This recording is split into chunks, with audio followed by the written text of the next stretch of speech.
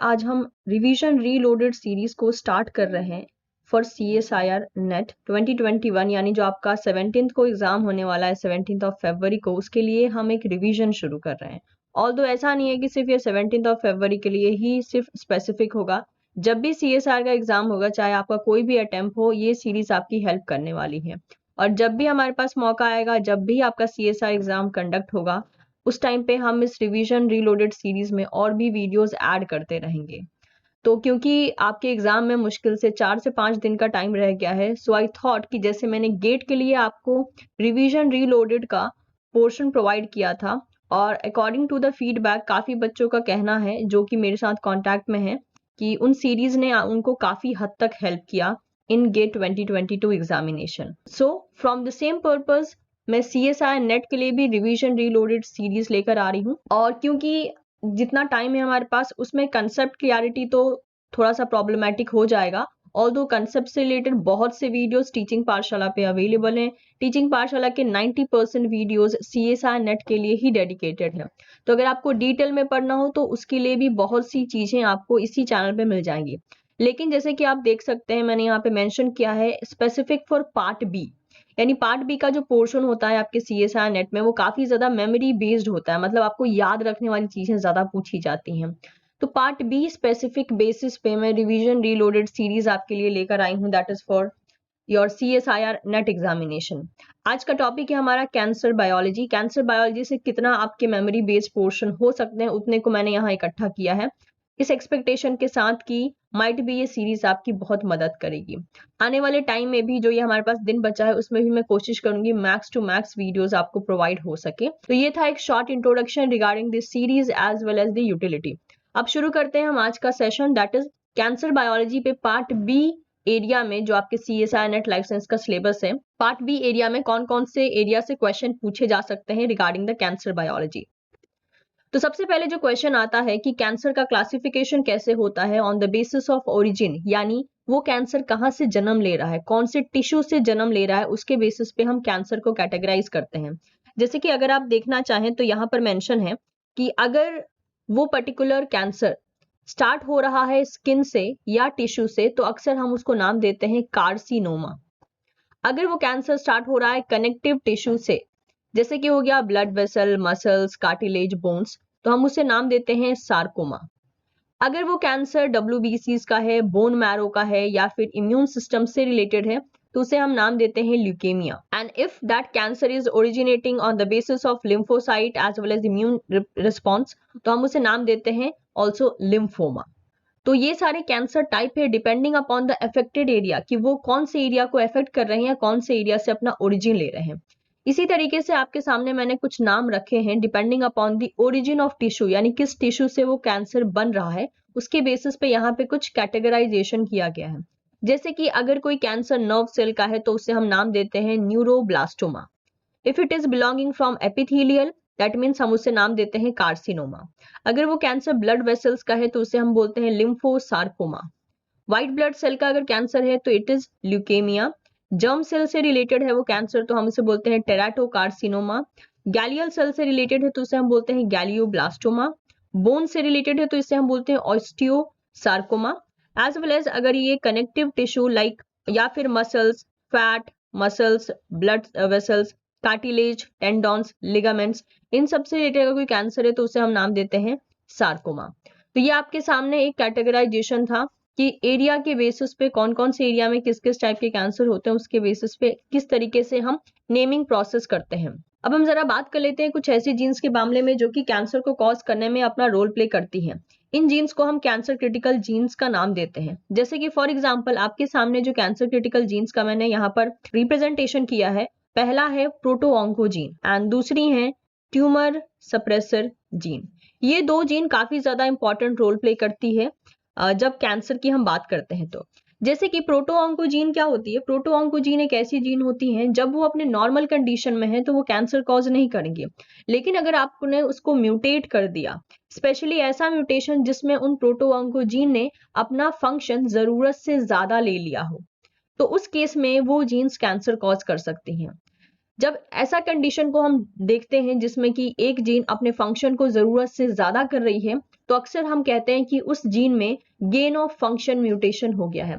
मतलब वो अपना फंक्शन तो कर रही है लेकिन जरूरत से ज्यादा कर रही है। और जैसे कि कहा जाता है, जरूरत से ज्यादा किसी भी चीज का फंक्शन क्या करता है, लॉस की तरफ लेके जाता है। यानी ये कहना गलत नहीं होगा कि ये जो प्रोटोऑन्कोजीन होती है, जब ये नॉर्मल कंडीशन में है तो बॉडी को नॉर्मली रेगुलेट कर रही है, लेकिन इनका एक्सेसिव एक्टिविटी या ओवर एक्टिविटी कैंसर कॉज कर सकता है। इसी ओवर एक्टिविटी को नाम दिया गया है गेन ऑफ फंक्शन म्यूटेशन। तो प्रोटोऑन्कोजीन जो है उनमें गेन ऑफ फंक्शन म्यूटेशन होता है और उसकी वजह से वो कैंसर कॉजिंग जीन बन जाती है, जिसे हम बोलते हैं ऑन्कोजीन।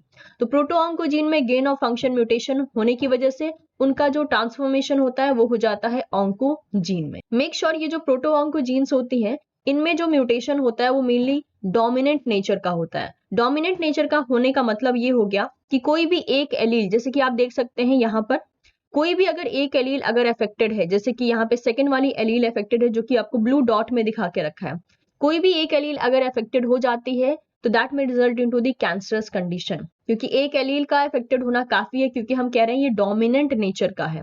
तो अगर आपने थोड़ा सा भी जेनेटिक्स पढ़ा होगा तो आपको पता है कि डोमिनेंट के केस में एक एलील के ऊपर भी कोई इफेक्ट जो है वो ओवरऑल कैरेक्टरिस्टिक को अफेक्ट कर देता है। इसी बेसिस पे प्रोटोऑन्कोजीन जो होती हैं उनमें डोमिनेंट बेसिस पे गेन ऑफ फंक्शन म्यूटेशन हो जाए तो हम कहते हैं कैंसर कॉज कर सकती हैं। यानी हम कभी कभी इसे ये भी कहते हैं कि सिर्फ सिंगल म्यूटेशन इवेंट काफी होता है प्रोटोऑन्कोजीन को ऑन्कोजीन में कन्वर्ट करने में। कभी कभी हम इसे नाम देते हैं सिंगल हिट। सिंगल हिट यानी सिर्फ एक म्यूटेशन एक एलील में होना काफी है प्रोटोऑन्कोजीन को ऑन्कोजीन में बदलने के लिए और कैंसर कॉज करवाने के लिए। ओके, तो अगेन आई एम रिपीटिंग, सिर्फ एक एलील अगर अफेक्टेड हो जाए तो प्रोटोऑन्कोजीन ऑन्कोजीन में बदल सकता है and oncogene can cause the cancer. दूसरी जो कैटेगरी की जीन होती है उसे हम बोलते हैं ट्यूमर सप्रेसर जीन। जैसे कि इनका नाम है, ट्यूमर सप्रेस करने का इनका काम होता है। इनमें ये देखा जाता है कि जब ये नॉर्मल फंक्शन करती हैं तो कहीं भी जहां पे एक्सेसिव फंक्शन की जरूरत नहीं है वहां पे ये चीजों को रेगुलेट करती है, यानी स्विच ऑफ करने का काम करती हैं। लेकिन व्हाट इफ अगर इनके काम को हम बंद करवा दें, यानी इनका क्या हो जाए, under activity mutation. Under activity mutation का मतलब क्या होता है, लॉस ऑफ फंक्शन। यानी इनका जो फंक्शन था वो इन्होंने लॉस कर दिया, खो दिया, अब ये वो फंक्शन नहीं कर पा रही हैं। तो जब ट्यूमर सप्रेसर जीन में लॉस ऑफ फंक्शन म्यूटेशन होता है तो उस टाइम पे ये कैंसर कॉज कर सकती हैं। यानी ये है ट्यूमर सप्रेसर जीन, लेकिन म्यूटेटेड कंडीशन में they can lead to the cancerous condition. और वो जो म्यूटेशन केस होता है वो होता है लॉस ऑफ फंक्शन का, यानी इनका जो ओवरऑल फंक्शन है ये वो फंक्शन को परफॉर्म नहीं करने वाली है। इसलिए ये ट्यूमर कॉज करने में पार्टिसिपेट करने लगती है, क्योंकि जहां पे इन्हें सेल को रोकना चाहिए था डिवाइड करने में या फिर सरवाइव करने में, ये वहां पे रोक नहीं पाती है और सेल जो है अनवांटेडली डिवाइड भी होते रहते हैं एज वेल एज सरवाइव भी करते रहते हैं। लेकिन इनमें खास बात क्या है, एज कंपेयर टू द प्रोटोऑन्कोजीन, इनके एक एलील में अगर इफेक्ट हो गया है, यानी एक एलील में सिर्फ म्यूटेशन हुआ है, तो ये कैंसर कॉज नहीं करती हैं। इनके दोनों एलील का अफेक्टेड होना जरूरी होता है। तो दोनों एलील जब अफेक्टेड हो जाते हैं लॉस ऑफ फंक्शन म्यूटेशन से, तभी देखा जाता है कि ये कैंसर कॉज करती हैं। अदरवाइज ये सिर्फ एक एलील अगर अफेक्टेड है तो ये कैंसर कॉज नहीं करेगी। इस नेचर को हम कहते हैं म्यूटेशन का रिसेसिव नेचर। यानी हम ये कह सकते हैं कि ट्यूमर सप्रेसर जीन में जो लॉस ऑफ फंक्शन होता है वो रिसेसिव नेचर का होता है। दैट मीन्स दोनों एलील का अफेक्टेड होना कंपलसरी है अगर कैंसर कॉज होने का कंडीशन बन रहा है तो। यानी यहाँ पे हम ये भी कहते हैं कि two hit required. Two hit यानी दोनों एलील का अफेक्टेड होना जरूरी है। जैसे कि आप देख सकते हैं पहले म्यूटेशन केस में सिर्फ ये सेकंड वाली एलील अफेक्टेड हुई, फिर सेकंड म्यूटेशन इवेंट में दोनों एलील देखिए अफेक्टेड हो गई। एंड दैट इज व्हाई हम ये कहते हैं कि प्रोटोऑन्कोजीन में गेन ऑफ फंक्शन म्यूटेशन होता है जो कि डोमिनेंट नेचर का है और सिर्फ एक एलील अफेक्टेड होता है, जबकि ट्यूमर सप्रेसर जीन जो है उसमें लॉस ऑफ फंक्शन होता है और वो रिसेसिव नेचर का होता है। साथ ही साथ दोनों एलील का अफेक्टेड होना बहुत जरूरी होता है। अब जरा हम बात कर लेते हैं कुछ ऐसे क्लासेस ऑफ जीन्स के बारे में जिनका काम करना और किस तरीके से वो काम कर रहे हैं, डिपेंडिंग अपॉन दैट हम देखते हैं कि इनमें कैंसर कंडीशन कौन कौन से अराइज हो सकते हैं। जैसे कि पहला जीन हमने कहा प्रोटोऑन्कोजीन। देखिए हमारी बॉडी में जो भी चीज है नॉर्मल तरीके से बॉडी में सेल का सर्वाइवल करवा रही हैं एज वेल एज उनको डिवाइड करने में हेल्प कर रही हैं, वो जीन प्रोटोऑन्कोजीन की कैटेगरी में चली आती हैं। जब वो हमारी बॉडी में नॉर्मल फंक्शन करके सेल को डिवाइड करवा रही हैं, सर्वाइव करवा रही हैं, ये सब प्रोटोऑन्कोजीन में चली आती है। जैसे कि एग्जाम्पल के तौर पे अगर देखें तो जितने भी हमारी बॉडी में एंटी एपोप्टोटिक प्रोटीन्स हैं, इसके अलावा सिग्नलिंग करवाने वाले कंपोनेंट, सिग्नल ट्रांसडक्शन पाथवे में पार्टिसिपेट करने वाले कंपोनेंट जो कि सेल डिवीजन में मदद करते हैं और ट्रांसक्रिप्शन फैक्टर की तरह काम करते हैं। ये सारे के सारे चीजों में इन्वॉल्व होने वाले जीन प्रोटोऑन्कोजीन्स कहलाते हैं। अब अगर हम ये कहें कि प्रोटोऑन्कोजीन कैंसर कब कॉज करते हैं, तो देखिए इनमें कैंसर तब कॉज होता है जब इनमें गेन ऑफ फंक्शन म्यूटेशन चला आता है, जिसकी वजह से क्या होता है, ये अपना फंक्शन तो करते हैं लेकिन जरूरत से ज्यादा करते हैं। यानी सेल डिवाइड करेगा तो जरूरत से ज्यादा करेगा, सेल अगर सर्वाइव करेगा तो जरूरत से ज्यादा करेगा। इनफैक्ट सेल तब भी सर्वाइव करता रहेगा जब उसको डेथ पाथवे में चला जाना चाहिए, या फिर सेल तब भी डिवाइड करता रहेगा जब उसको रुक जाना चाहिए। तो ये सब चीजें क्या करती हैं, अनरेगुलेटेड बेसिस पे प्रोलिफरेशन एंड सर्वाइवल को हैंडल करने लगती है। अनरेगुलेटेड बेसिस का मतलब होता है कि सेल को पता ही नहीं है कि उसको कब रुकना है और कब चलना है। और इस टाइप का जो म्यूटेशन होता है वो मेनली डोमिनेंट नेचर का होता है, दैट मीन्स एक एलील का अफेक्टेड होना काफी होता है। और ओरिजिन की बात करें कि ये म्यूटेशन कैसे होते हैं, हम कह तो रहे हैं कि म्यूटेशन हो जाते हैं और डोमिनेंट नेचर के होते हैं, लेकिन ये होते कैसे हैं? इनके होने के पीछे का रीजन कोई भी पॉइंट म्यूटेशन हो सकता है, क्रोमोसोमल ट्रांसलोकेशन हो सकता है, या फिर एम्प्लीफिकेशन हो सकता है। अगला हम देखते हैं ट्यूमर सप्रेसर जीन। जैसा नाम है इनका, इनका काम होता है ट्यूमर को सप्रेस करना।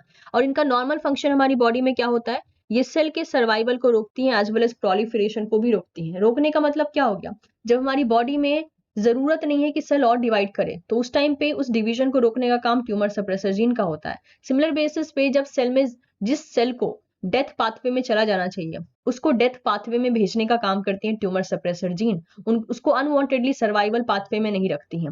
यानी आप कह सकते हो कि प्रॉपर ढंग से ऑन ऑफ करने का काम होता है ट्यूमर सप्रेसर जीन का, कि किस वक्त पे किस चीज की जरूरत है। अगर सेल को डिवाइड करने की जरूरत नहीं है वो सेल को रोक देगी, सेल को सर्वाइव करने की जरूरत नहीं है तो उसको एपोप्टोसिस के पाथवे में भेज देगी। एग्जाम्पल जैसे कि हो गया बॉडी में जो एपोप्टोसिस प्रमोटिंग प्रोटीन्स होती हैं वो हो गई। इसके अलावा सेल साइकिल प्रोग्रेशन को रोकने वाले इनहिबिटर्स हो गए। नेक्स्ट चेक पॉइंट्स पाथवे हो गए, चेक पॉइंट्स पाथवे में आने वाली प्रोटीन्स हो गई जो कि डीएनए क्रोमोसोमल डैमेज को कंट्रोल करती हैं। सिग्नलिंग पाथवे में इन्वॉल्व होने वाले बहुत से ऐसे प्रोटीन जो कि एक्चुअल में प्रोलिफरेशन को कंट्रोल करते हैं। ये सारे पाथवे के बारे में जो भी चीजें मेंशन है इसमें आने वाले कोई भी प्रोटीन जो है वो आराम से ट्यूमर सप्रेसर जीन कहलाते हैं। अब अगर बात करें कि अगर इनमें म्यूटेशन होता है तो किस टाइप का होता है जो कि कैंसर कॉज कर सकता है। इनमें जो म्यूटेशन होता है वो होता है लॉस ऑफ फंक्शन म्यूटेशन, जिसकी वजह से अब ये प्रोलिफरेशन एंड सर्वाइवल को कंट्रोल नहीं कर पाते हैं, और हेंस जब प्रोलिफरेशन को रोकना चाहिए तब भी नहीं रोक पाते हैं, जब सर्वाइवल को रोकना चाहिए तब भी ये नहीं रोक पाते हैं। And as a result of that cancerous condition arise होने लगता है। म्यूटेशन के नेचर की बात करें तो जेनेटिकली ये रिसेसिव नेचर का होता है, यानी दोनों एलील का इफेक्ट होना जरूरी होता है। अब ये म्यूटेशन होता कैसे है, ये डिलीशन की वजह से हो सकता है, पॉइंट म्यूटेशन या मिथाइलेशन की वजह से हो सकता है। लास्ट कैटेगरी ऑफ जीन आती है जिसे हम बोलते हैं जीनोम मेंटेनेंस जीन। ये जीन भी क्या होती हैं, ये जीन का भी काम होता है बॉडी को नॉर्मल तरीके से काम करवाना। लेकिन जब बॉडी नॉर्मल तरीके से काम नहीं करती है, इन जीन में छोटे मोटे से चेंजेस ही कैंसर कॉज कर सकते हैं। जैसे कि नॉर्मल तरीके से इनका काम क्या होता है कि बॉडी में जो भी रिपेयर हो रहा है और डीएनए डैमेज को ठीक करना, यही इनका काम होता है। यानी डीएनए डैमेज हो गया, जीनोम मेंटेनेंस जीन एक्टिव हो जाएंगी, या रिपेयर की जरूरत है, again genome maintenance gene active हो जाएंगी। एग्जाम्पल, जितने भी डीएनए रिपेयर एंजाइम्स होते हैं वो जीनोम मेंटेनेंस जीन का पार्ट होते हैं। अब इनमें म्यूटेशन कैसा होता है, इनमें भी म्यूटेशन लॉस ऑफ फंक्शन का ही होता है। लेकिन अगर यही करना ये भूल जाए, लॉस ऑफ फंक्शन यानी ये अपना काम जो है अब नहीं कर पा रही है, रिपेयर नहीं हो पाएगा एंड डैमेजेस एक्यूमुलेट होने लगेंगे, and that will result into the cancerous condition. Mutation की बात करें तो ये जेनेटिकली रिसेसिव होता है, यानी ये जीन्स कब काम करना बंद कर देती है नॉर्मल तरीके से, जब दोनों ही एलील इनके अफेक्टेड हो जाते हैं with the help of a mutation. और अगर हम इसके ओरिजिन की बात करें कि म्यूटेशन होता कैसे है, तो ये deletion, point mutation as well as methylation की वजह से ओरिजिनेट हो सकता है। अब हम कुछ यहाँ पे प्रोटोऑन्कोजीन्स के बारे में एग्जांपल देख लेते हैं, साथ ही साथ ट्यूमर सप्रेसर जीन का भी कुछ एग्जांपल है। फर्स्ट एग्जांपल है जैसे कि हो गया सिस। ओके, सिस क्या करता है, ये प्लेटलेट डिराइव्ड ग्रोथ फैक्टर का सिंथेसाइज करवाता है। ERBB ये क्या करता है, एपिडर्मल ग्रोथ फैक्टर रिसेप्टर का सिंथेसिस करवाता है। SRC टायरोसिन काइनेज के सिंथेसिस में मदद करता है। ABL synthesis of the tyrosine kinase. KRAS GTPase का सिंथेसिस करवाता है। जून ट्रांसक्रिप्शन फैक्टर का सिंथेसिस करवाता है। फॉस अगेन ट्रांसक्रिप्शन फैक्टर का synthesis. Myc again transcription factor का सिंथेसिस। ये जो जीन्स है ये प्रोटोऑन्कोजीन्स है। अगर इनमें गेन ऑफ फंक्शन हो जाता है, यानी ये अपने इसी फंक्शन को जो ये कर रही है जीन प्रोडक्ट को फॉर्म करना, इसी फंक्शन को जब ये जरूरत से ज्यादा अनकंट्रोल तरीके से करने लगेंगी तो ये अब ऑन्कोजीन कहलाएंगे। और ये तभी होगा जब इनमें गेन ऑफ फंक्शन म्यूटेशन हो जाएगा। नेक्स्ट एग्जांपल है ट्यूमर सप्रेसर जीन और उनके प्रोडक्ट का। सॉरी, यहाँ पे उनका प्रोडक्ट नहीं होगा, यहाँ पे हम इनका फंक्शन नॉर्मली देख रहे हैं। ठीक, तो यहाँ पे जैसे कि मेंशन होके रखा है, जो नेम है BRCA1 एंड BRCA2, ये ट्यूमर सप्रेसर जीन है, ये ट्रांसक्रिप्शन फैक्टर की तरह काम करती हैं, डीएनए रिपेयर की तरह काम करती हैं। HMLH1 डीएनए मिसमैच रिपेयर में मदद करती हैं। NF1 GTPase की तरह काम करती हैं। TP53 यानी P53 जो प्रोटीन है वो ट्रांसक्रिप्शन फैक्टर की तरह काम करता है। RB1 दैट इज रेटिनोब्लास्टोमा 1, ये सेल साइकिल चेक पॉइंट्स की तरह काम करता है। P16 सेल साइकिल रेगुलेशन में मदद करता है। तो ये कुछ यहाँ पे लिस्ट हो गए regarding the proto-oncogene example as well as tumour suppressor gene example and their function.